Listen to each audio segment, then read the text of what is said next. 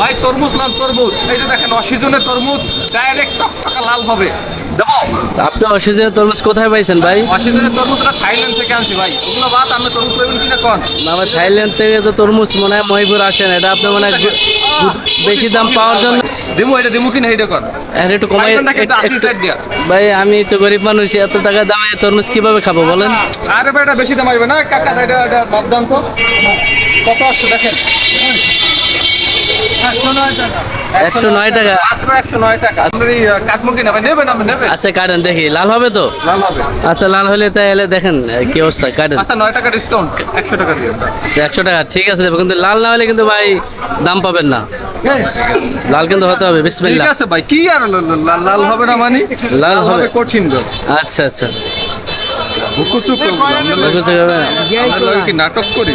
আচ্ছা আগে দেখে বিসমিল্লাহ করে। আগে আগে আপনি খাই দেখেন মিষ্টি কিনা। ও মা, মধু মধু মধু এই মে দেখেন, এই দেখেন, এই খান, এই মে খান, এই খান কাছে খাইলেন দি, এই তরমুজ খান না, অসিজনের তরমুজ। যাক।